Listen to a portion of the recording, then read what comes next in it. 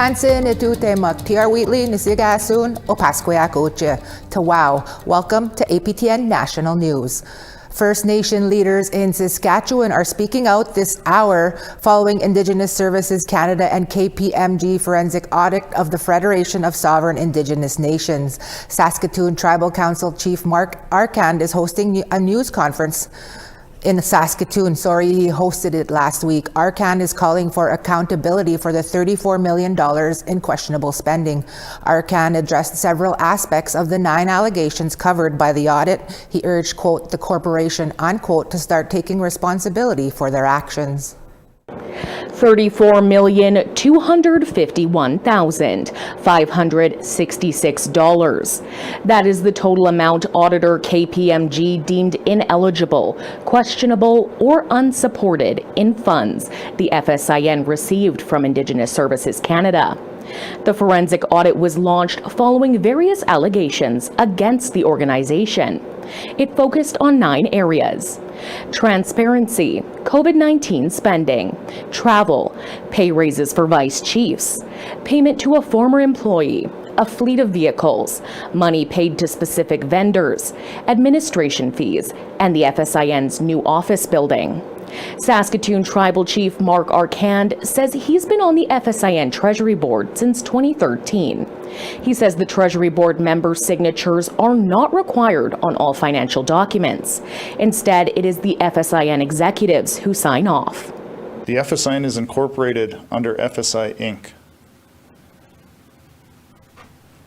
They're the ones that got the original draft findings on June 19th. As part of Treasury Board, we are not included.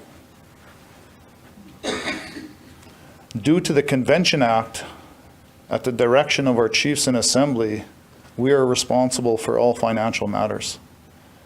But we weren't invited by the chair of the Treasury Board, and that chair is Chief Bobby Cameron. With over $34 million unaccounted for, Arcand is now asking what happens if ISC cuts funding from individual First Nations who are already underfunded. So how are we paying that back? So when you talk about next steps, our rights holders, the chiefs, if this comes to an assembly, how can they make an ethical decision when nobody's telling them what's going on? How are we paying this money back? The FSIN does not have own source revenue. It gets money from the First Nations, 74 First Nations, $2.5 million through the First Nations Trust. That's the only way they got own source revenue. The audit covered the period from April 1st, 2019 to March 31st, 2024. COVID-19 funding was the biggest area of discrepancy. Of the $26 million reviewed, $23.5 million was deemed ineligible, questionable, or unsupported. The next largest area was administration fees, with $10.9 million reviewed and $9.7 million flagged. Chief Kelly Wolf of Muskeg Lake Cree Nation says the fact that this much money went unaccounted for requires immediate attention from both the federal government and law enforcement. How are these audits overlooked? How are these audits not red flagged? Back in our community, we have to sign amending agreements for $1 if there's any discrepancies between our funding agreement between Canada and the nation. Yet the FSIN can get away with all of this. Canada, you need to do better. And at what point do the RCMP get involved? At what point do the RCMP say, we'll take it from here? Former second vice chief of the FSIN and former chief of Flying Dust First Nation, Bob Morasti, says the organization needs to hold its leaders accountable, something he believes cannot happen under the current executives. These people cannot continue to have that division amongst our nations that's happening. Their continued role as executive will continue this division and disunity amongst our people, amongst our nations. That can't happen anymore. We must clean house. The FSIN is expected to hold its General Assembly on October 29th and 30th in Yorkton. Tribal Chief Arcand is calling for the meeting to be moved to Saskatoon, where the FSIN office is located, saying it would save money, especially with over $250,000 in unaccounted travel funds. Rachel May, APTN National News, Saskatoon. Thanks, Rachel, and apologies that press conference was on Friday. A Mohawk entrepreneur is suing the Quebec government for millions after the provincial police seized his trucks and tobacco. As Savannah Craig reports, those involved say this signals to a much larger issue. The province is not respecting treaty rights. There we go. We're suing for $8.1 million, which is based on the actual losses of those delivery shipments and the loss of business that they caused. So we made 287, running at like 3,500. The president of a Ganawage-based tobacco distributor is taking Quebec to court. Tobacco has been traded between our people for thousands of years. It's one of our 4 sacred medicines. It's very important in all of our cultural practices. So we consider it to be our product. You know your machine, Jesse. Robbie Dixon runs Rainbow Distribution. He says Quebec is preventing nation-to-nation trade, alleging the provincial police seized his company's vans and products multiple times over the last year. He alleges that his company has racked up hundreds of thousands of dollars in fines under the Provincial Tobacco Tax Act. He's seeking compensation from Revenue Quebec and the Procureur General of Quebec. You go back to the British North America Act of 1867, it was declared right there that provinces have no jurisdictions at all on First Nations territories. So all these disruptions of nation-to-nation trade go right against any type of laws that or treaties they've made in the past. The seizures of vehicles, rainbow vehicles, that are referred to in the lawsuit involve trade with the Chippewas of Georgina Island, Tyendinaga Mohawk Territory, Watak Mohawk Territory, and Listigash Mi'kmaq First Nations. Dixon's lawyer, Julian Faulkner, says previous court rulings allow for nation-to-nation tobacco trade, citing the rulings of the Montour decision and the Kane judgment. Until the government is successful on reversing those rulings on appeal, the governments are bound to respect it. And we say that the opposite is happening here. Ganawage Grand Chief Cody Daibo told APTN News the Mohawk Council of Ganawage is still assessing the issue and in talks with Dixon.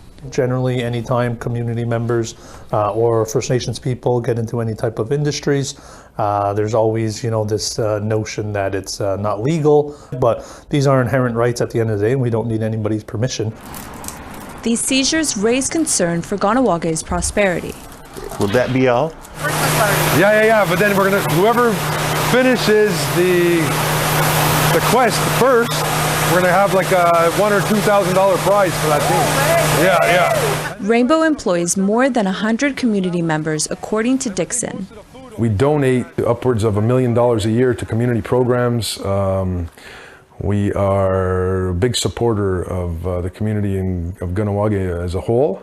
And this is really going to interrupt not only, like I said, not only Rainbow business, but our ability to support these programs, our ability to support Ganawage. Dixon says much of First Nations trade is dependent on relationships with other Indigenous communities. We have to stand up now, assert our inherent rights, our sovereignty, and take a stand before it gets worse. I think most of the food will be served at Johnny Ray's. Revenue Quebec and the Office for the Procureur General stated they could not comment as the case is before the courts. Savannah Craig, APTN National News, Ganawage, Mohawk Territory. We introduce you to a Métis scholar who helped write a book geared toward residential school denialists when we come back. Cheskwa.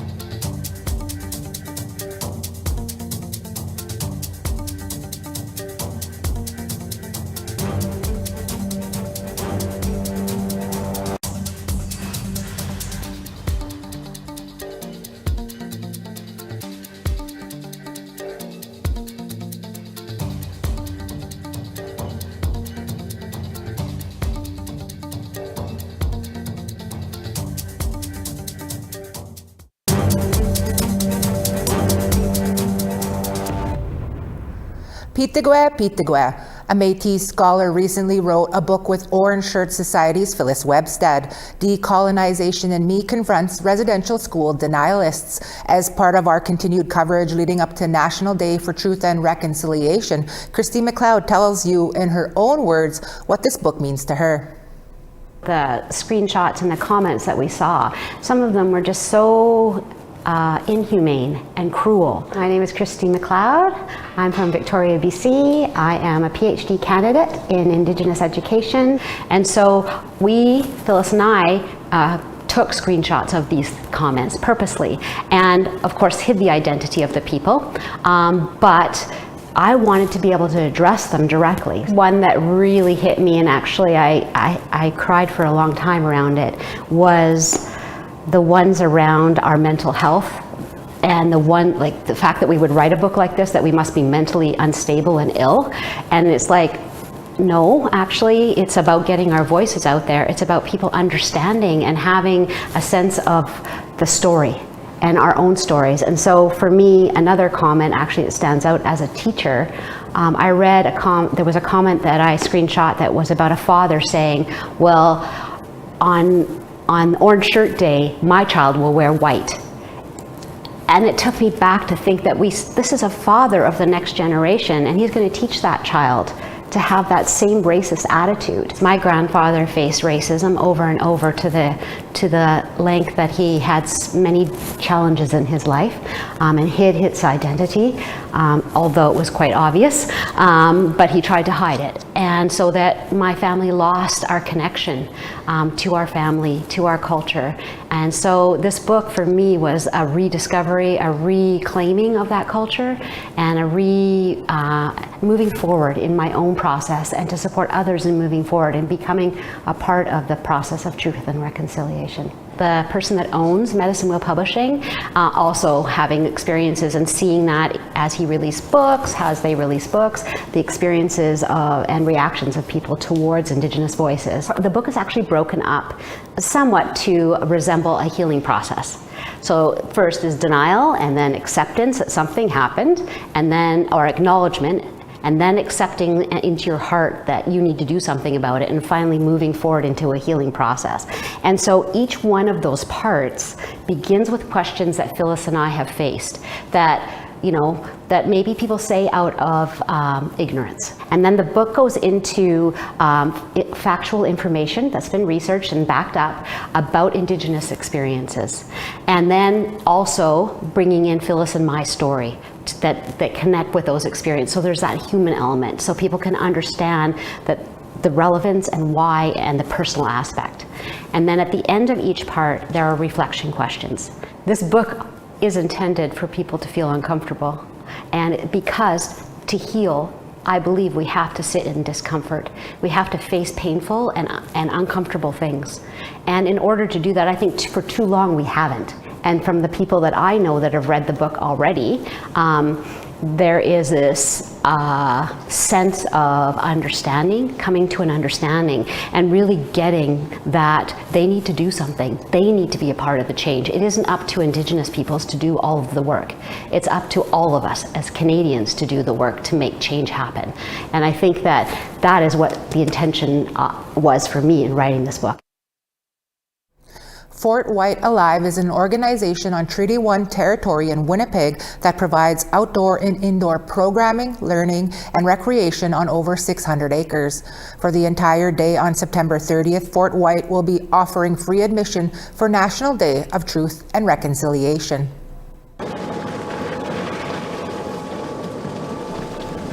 The day begins with a sacred fire. Jason Peranto is a knowledge keeper with Fort Whyte. He says that Winnipeg is where the first sacred fire for National Day for Truth and Reconciliation was lit, and we all have to keep that fire going. Fort Whyte's TRC committee is holding a powwow exhibition, Indigenous games, medicine walks, artists, knowledge keepers, crafts, and space for all to gather and have conversations in nature. A new bus stop has been added outside Fort Whyte's newest building, Buffalo Crossing. Families are invited to tie an orange ribbon, smudge, sit in the gathering circle, learn, and have good conversations. And it's for anyone who wants to come and learn more or wants a space to come and honor the day however works for them. And just having the space at Fort Whyte is just so special because it's all outdoors. Having the opportunity to provide good conversations and clarity for people that might not know about who we are yet, because yeah, it's 2025, but we have a huge gap to fill as far as correct history of Indigenous people. So we try and help use that lens here and provide those opportunities through different engagement sessions. We now want to give you the results of last week's web poll questions. Our first question was, should there be a special charge and sentence for politically motivated crimes? 54% voted yes, 31% noted no, and 15% were unsure. The second question was, are you concerned about your privacy when using TikTok? 27% said yes, 17% said no, and 56% said, I don't use TikTok. And our last question was, what should the government do to crack down on hate crime? 19% said more money towards programs, 11% said more policing, 42% said higher sentences, and 28% were unsure. Thanks to all of those who took the time to vote. You can go to our website, aptnnews.ca/poll to see this week's new poll questions. We tell you about a coaching firm in Saskatchewan that helps build self-confidence when we come back. Cheskwa.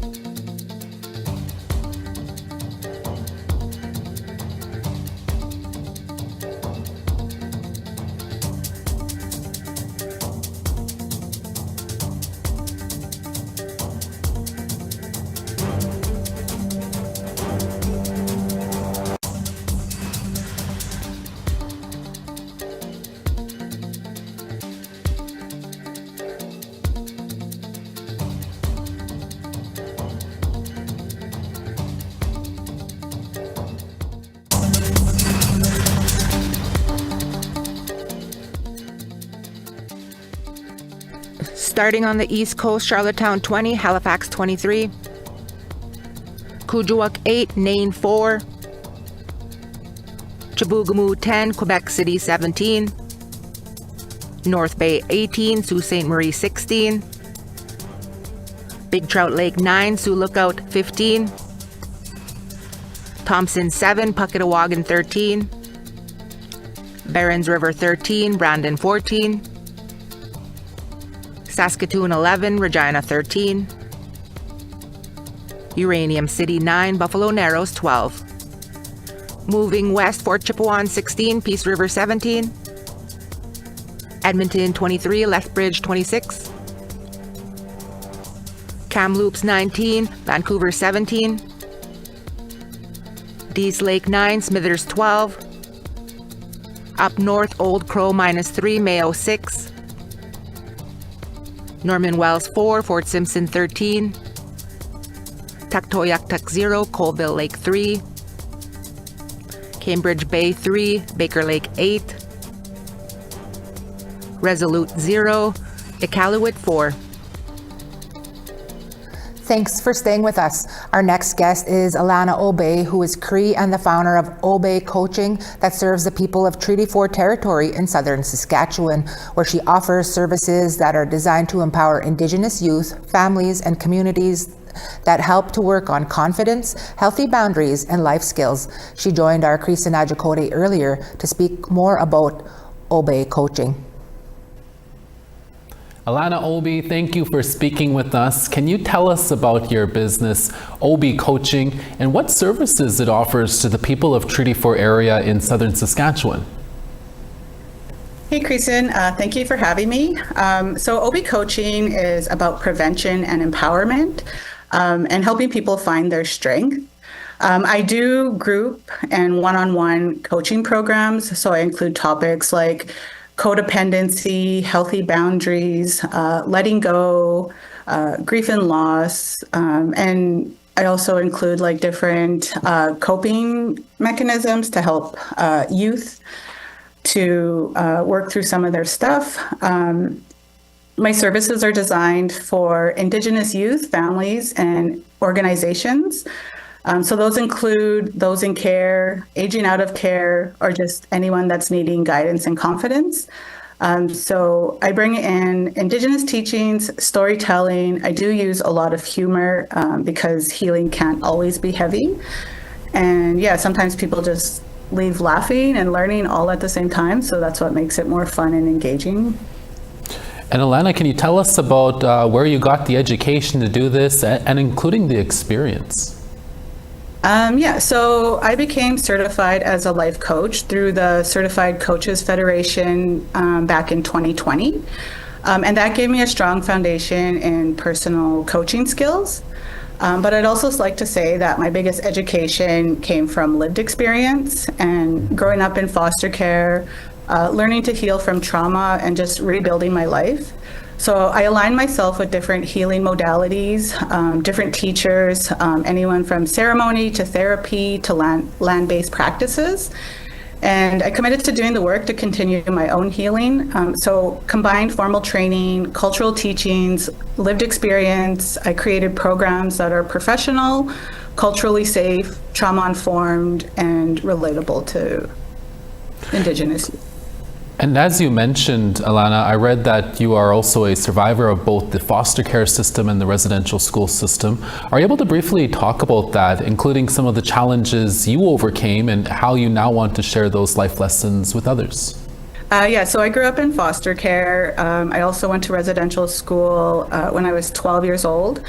And during those experiences, I faced a lot of challenges like identity loss. I was disconnected not only from my culture, but from myself, and just learning survival skills instead of actually living. You know, so for a long time, I carried pain without tools to process it. So I didn't know what boundaries were. I didn't know what healthy relationships were. And it was a time in my life I would think like, why do bad things always happen to me? Or why me? Or like, why this? Or why can't I have a perfect credit score? And just like different things like that. So just being like so disconnected. And I was raised on my nation growing up, which I was very fortunate for. So I did have access to cultural ceremonies and things like that. But I was always like, very quiet, very shy. I didn't know how to use my voice. I didn't know how to speak up. I didn't know how to be assertive. You know, I just wanted to be small, not be seen, you know, just learning to perform like chores and things for love and affection and things like that. So, so just from that, it was just like, those are some of the things I had to learn to overcome. And over time and like having the right mentors and supports, I was actually able to break through that and just get my life back on track and find purpose and clarity on where I'm going and on my own healing journey and just things like that. Yeah. You talked about it a bit again, Alana, but can you tell us how important it is for our people to find help and self-healing and life's purpose during a time when many of us are still dealing with the everyday impacts of colonialism? Yeah, it's so important because colonialism did leave deep impacts that we're still carrying many generations, but healing is possible and it is happening. So when our people do find help and support and then like the right mentors, it opens doors to self-healing, and that healing brings clarity on who you are, where you're going, where you come from. And then finding life's purpose also allows us to step fully into our power. So instead of just being defined by our past, that's what I try to offer through OB coaching. It's just a reminder that it's always at your path, it's your path, your pace, and it's your power. And like healing doesn't erase the struggle, but it gives us strength to carry it differently, like with pride and laughter and direction. And it just makes everything so much calmer, I guess you could say. Alana Obi, we'll have to leave it there. Thank you so much for your time today. Thank you. And that's all the time we have for this daytime newscast. Join me again at 6 p.m. Eastern, where we'll have continued coverage from across the country for National Day for Truth and Reconciliation. I'm TR Wheatley. It's been a pleasure to be here with you this Monday. Mino, Buna Penil. From all of us at APTN to all of you, Agase, Gitam, Gigawapa Mitinanaw.